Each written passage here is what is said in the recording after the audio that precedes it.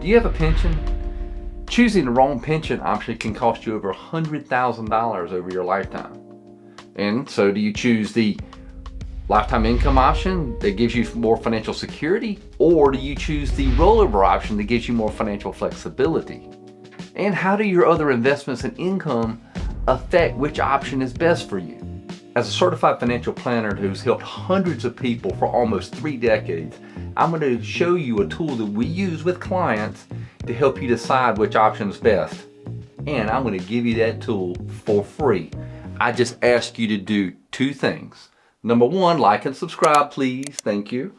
And number 2, please watch until the end because I'm going to show you actually how to use the tool. I'm going to make it super easy for you by giving you an example. Here we have Bonnie and Clyde. Clyde's the only one that has a pension option, and he's got the decisions to make so he can make sure that Bonnie's taken care of. Clyde can choose of one of these options: a lump sum rollover of $500,000 or a $48,000 per year income with no survivor benefit, $42,000 a year with 50% survivor benefit, or $38,400 with 100% survivor benefit. Which should she choose? Bonnie and Clyde figured they would die in a blaze of glory together one day, so they chose the lump sum rollover option as soon as they retired at age 65. But despite their fast and dangerous lifestyle, Clyde lived all the way to age 80 and Bonnie lived to age 90. So how did that decision work out for them? What you want to do is when you get into the software is put under Profile, Family, put your information in there. We got Bonnie and we got Clyde.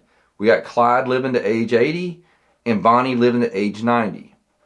The thing about it is though, what I would recommend, and we do this for most clients, is have 90 for each person.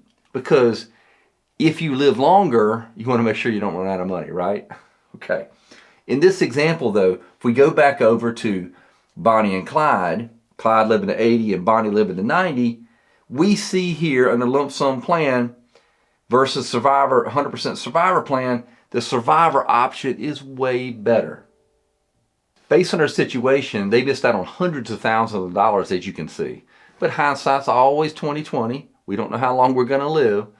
But what you want to do is make the right decision at the time you make it, understanding all the variables you have in play. And this tool can help you do that. Now, you really want to get this right when you're using the software because you could be using this money for 25 years or more. Think about your house expenses, health care, loved ones, everything else. And that needs to be going into the software properly. And as promised, I'm going to give you a link to the software in the description. And it won't work unless you hit like and subscribe. I'm just kidding. It's free. So how do you know which option is best for you? You need to know all of your pension options. Sometimes, maybe your pension option rollover is $1 million. Maybe it's $250,000. Maybe your lifetime income options are different. You take all of those different options and you put those in this software. Now, if you want to do it yourself, great. Click the link in the description and do that. Or you can reach out to us. Information to reach out to us is also in the description. When you know all this information, it becomes clearer of exactly which option is best for you. So Jeremy, how do we know which option is best for me? Great question.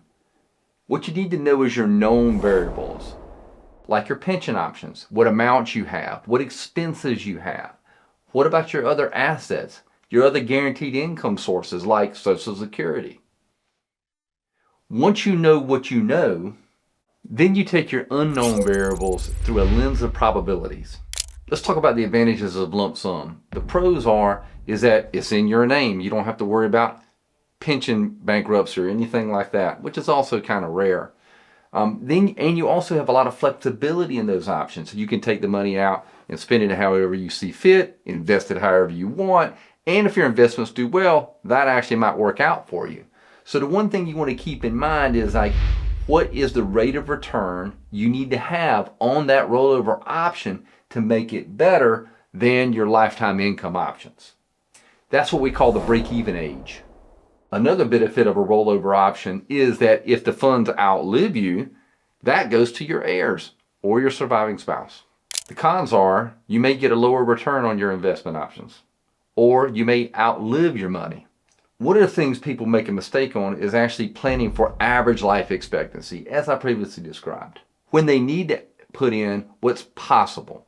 Social Security Administration report said that on average, a 65-year-old couple, one of the two of them has a 44% chance of living to age 90. And if they're in excellent health and a non-smoker, they have the odds shoot up to 73%. So when you're using the software or when you're working with us as financial advisors, having 90 is a very good target, maybe even going to 95. Now, that can affect which option is best for you. Do you do the rollover or the lifetime income, and which one you choose? This software, when you put the variables in there right, can give you a pretty darn good clue of which option is best for you. Another important factor to keep in mind is that when you're choosing between rollover and lifetime options is how your other assets are allocated. Do you have a lot of money in pre-tax accounts? Do you have some money in a Roth account? Do you only have Social Security and your pension options? All of those things come into play, and you need to consider that to determine which option is best for you. For example, we had a client come in and they had a lot of liquid assets, but very little guaranteed income other than Social Security.